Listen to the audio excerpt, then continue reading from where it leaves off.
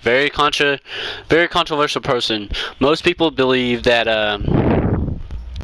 he didn't actually hit the woman, and that it it was a whole thing set up by other players to try to get him banned from the league.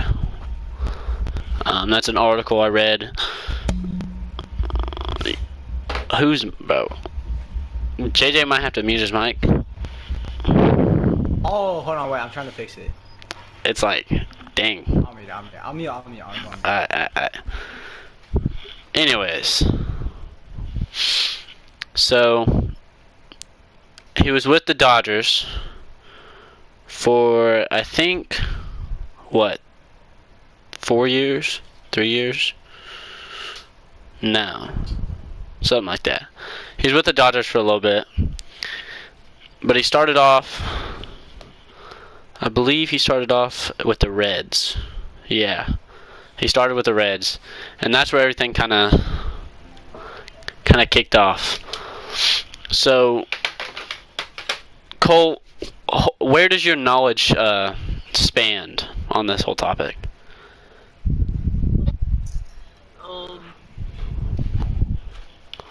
I don't really know. I just know that he did agree for abusing her and stuff like that. Well, the allegations and all the evidence said that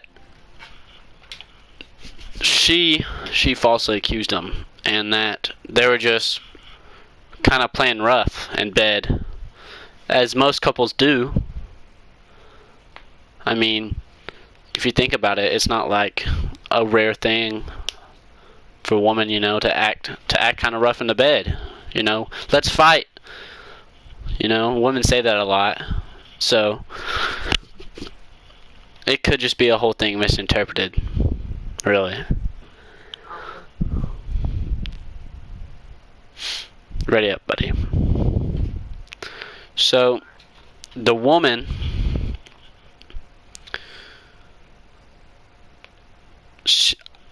most people say she lied, but I feel like some of her story kind of checks out and some of it doesn't. I don't believe all of it, just because women lie too much. I don't trust women. But it's kind of just like, I don't know. It's a tough topic to really talk about, because no one really truly knows what went on besides them. And wow. So anyways, Trevor Bauer is now doing a YouTube thing, a YouTube vlog, with a well-known YouTuber, Eric Sim. Yeah, I was saying that. And they kind of have a personal, like, gym. It's private gym. Yeah. And they bring a lot of MLB players in there, and bring a lot of guys to be able to show off their talent. Mm-hmm. What do you think about what they're doing on everything in there? I think that's good. Being able to put yourself out there and get your name known is a pretty big deal, especially when you're really trying to make it to the MLB. It's a hard thing, and many people aren't able to get their name out there, as the reason that they're not looked at by anyone. So, I mean, the whole recruiting process is honestly one of the hardest things to do, because you have to perform when you're expected to, and if you don't, that you don't get looked at like the other guys, and it's tough. I mean, me and you both know we're both athletes. Yeah. So I think it's a good thing that these guys are out here letting high school guys and letting guys trying to make it into the majors who aren't a big name like some of these other people, and it's a good thing. So,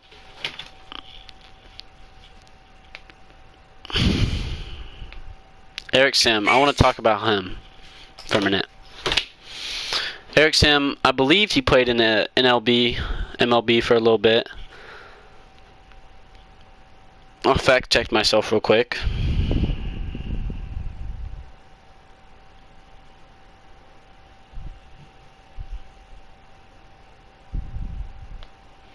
So in the 2010 MLB draft, he was drafted by the Giants in the 27th round, 828 overall pick, which, I mean, that's the MLB, so it's good. He played 47 games and started 41 at catcher. So he had some time in San Francisco, so he knows what it's like to be. He knows what it's like to be at that level, which is why he's trying to show these guys, you know, what it takes to play there. Trevor Bauer's helping him do that, which is a great thing. But he also enjoys it. He also branded himself and found a way to make money off it, which is impressive in its own way. Yeah. Most people don't talk about it. Doing the whole baseball and YouTube thing is not a very easy thing, especially for professional athletes. You know, they're always in the gym, or they're always with their families, or they're always on the field. It's a honestly a drainer to probably be a professional athlete, and for them to find time and be able to help people out and do what they do is just a great thing. I'm sure many people enjoy it. So do you think if you ever made it to, you know, their level, their status, do you think you would do the same thing? Do you think that you would try to influence younger people and help out younger people to get to that next level of baseball, where they need to be? And most of that is they've got to put the work in themselves. They have to go out. You have to train. You can't just sit at home and do nothing all day. It doesn't get you anywhere. You have to get into that mindset of, I want to be out. I want to do something. I want to get better at my sport. You can't just sit there and get lazy and expect to start winning. It doesn't happen like that. As another very controversial man said, Andrew Tate, you don't get rich on accident. So I think it's a smart thing to start videos, start Twitters, start whatever you can to try to let yourself be known. And talk to your coaches, talk to your teachers, talk to your parents, and try to get everything set up. I cannot believe you did not finish. It's insane. I was at the finish line. I mean, I'm out.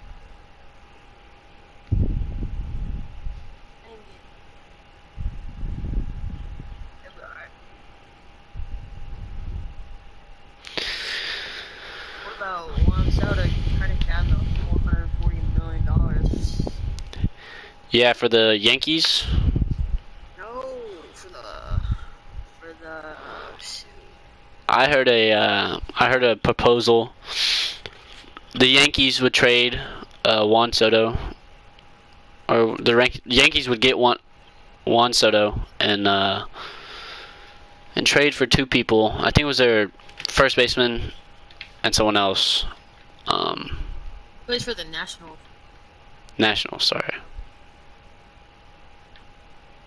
What'd I say? Washington? Yeah, you said the Yankees. I know. I said Juan Soto. There's a proposal I heard. I don't know if it's true. I'm not gonna say I'm 100% right, but are you still alive? No. I'm still playing. Yeah, I know. I'm watching you right now.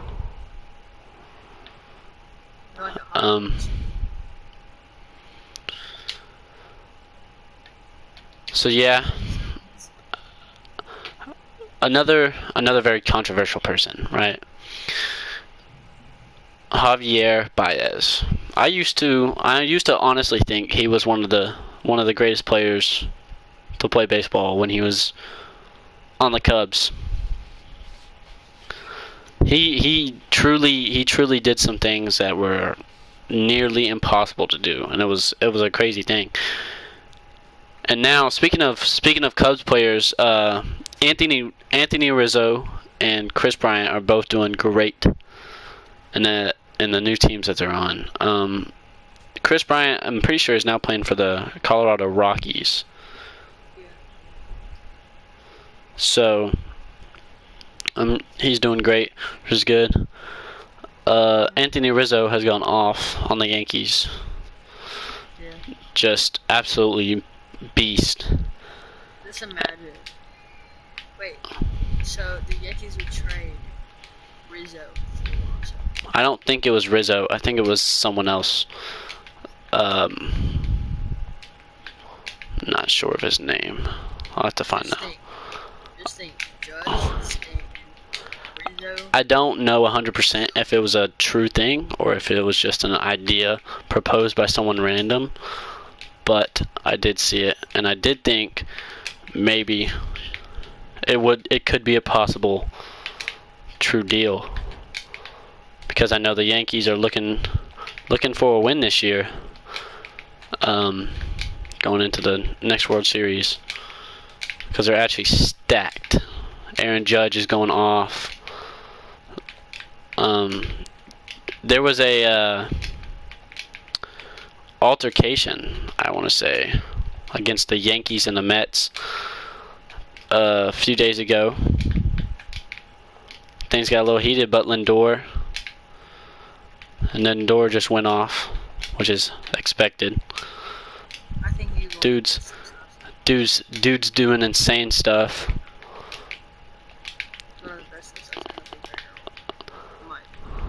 One of the best first basemen, I think, is Freddie Freeman. Dude has went like, in the last, I heard these statistics, in the last 20 at bats, he's gone 16. He's gotten a hit 16 times. That's absolutely insane. And it was like 3 home runs and like 6 doubles. And the dude's just doing insane stats. Congratulations to him. He's doing awesome. Yeah, Lindor is one of those players we all loved on the Indians, and we still love on the Mets. What? Not the Indians anymore. The Guardians. Oh. Yeah, that's a whole nother story.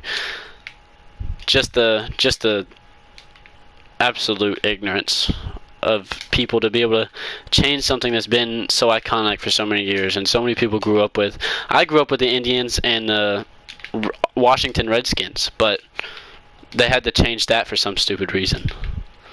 And I think that was one of their biggest mistakes, honestly, was appealing to this fantasy that people are offended by everything, and that people just cannot handle the truth, which is why we're starting up this podcast in the first place, is to talk the truth and figure out what's really going on and what people are just lying about. Let's go.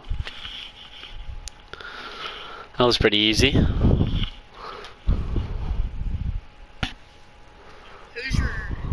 your top 5 MLB teams right now? Top 5 MLB teams. Number 1, the Atlanta Braves. I've always grew up a Braves fan ever since Chipper Jones played. He was my idol. I loved him. I grew up. I can still remember his retirement speech. It was amazing. He's an amazing player. The Yankees. Also grew up with that era of just raw Yankees, Jeter, all of them. They were amazing. talk about this season. This season, number one have to be the Braves. Like I said, I'm just a Braves fan. Two, the Dodgers. The Dodgers are just always good. It's a good thing they got enough money to support the players that they have.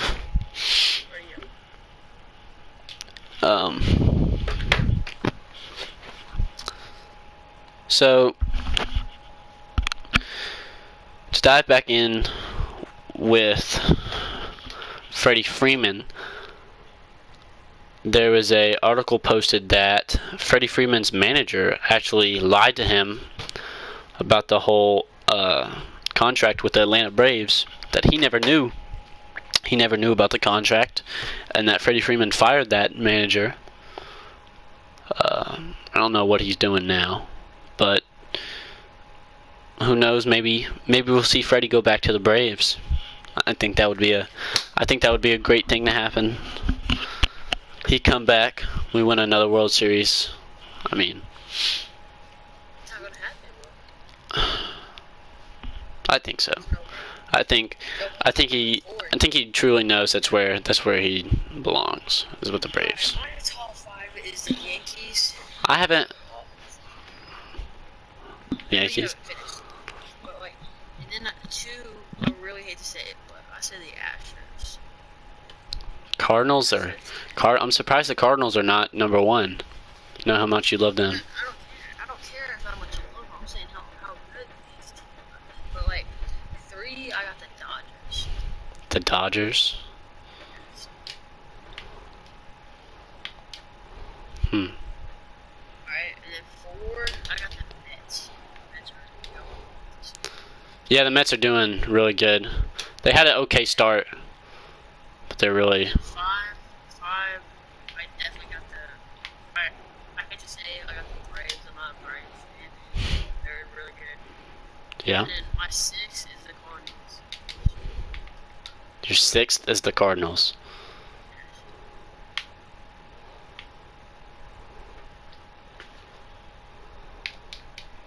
Uh-oh. We're still not done, Will. I finished freaking 12th. Oh, you're not gonna make it through the first one, Will. Jump. Oh my god. 40 out of 41. Woo! That was close. So, it's one of the easiest things ever. One of the hardest things to baseball, people who don't really play baseball don't understand this. The concept of someone throwing a ball at you even over 60 miles an hour. I know that's like 12U stats, but even over 60 miles an hour, that's still going to be hard to hit. To someone who's never played baseball before, who's never practiced, it's not something you can just do and understand overnight, which is, I think, one of the greatest things about baseball. That it takes that practice and takes that hard work to be able to have that repetition and have that discipline to go out and hit the ball and not get nervous, not get in your own head. It's hard, but I think it's a good thing for athletes to experience, because if they do want to go to that next level, it's even more mental training and more tough on the mind. So we do a good job preparing. Just go through the hole? Yeah. Bro, I haven't made it through the first hole. You can skip it. I like to skip and go to the bottom. How do you skip? Dude, you can't make it. I made it.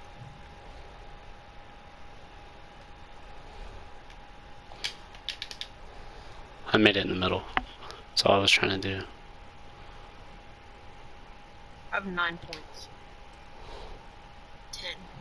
How much points you got? A 10. Are we not playing as a duo? Guess not. Huh. I have 13. Oh, okay. That's qualified. What happened to JJ? I don't know. So this podcast probably isn't going to reach many people, but to the people who may watch, who may be interested, I don't know. What are you gonna put it on? YouTube, new account. It's called Real Talk MLB. You gonna put it on like TikTok or something? Get it out there. Yeah, maybe.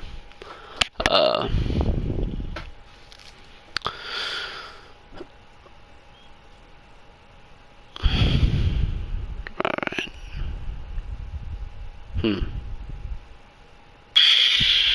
There we go. So, Mookie Betts. I think Mookie Betts is going to be in the Hall of Fame at least 5 years after he retires. The dude has done so many crazy things. So many crazy things with the Indians or with the Guardians, and just crazy athletic dude.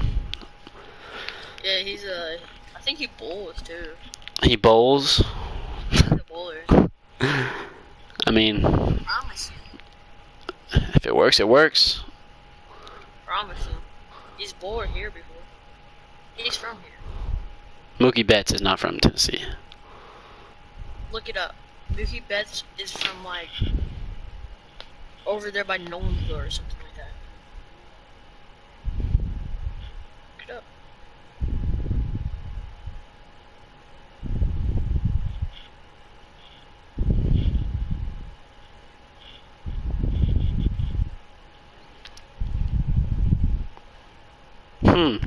Mookie Betts thought he was showing up to his old alma mater for a photo shoot that would have been Nashville, Tennessee. Nashville. His junior year, Mets was the MVP. Excited. Mookie Betts also excelled in bowling, named the Tennessee Boys Bowler of the Year in 2010 with a high score of 290. He grew up bowling at the Donaldson Strike and Spare Center in Donaldson, Tennessee. Wow. I didn't know that. I didn't know he was from Tennessee. So, What are you supposed to do in this one? just run around. Don't get hit by the fan or the obstacles.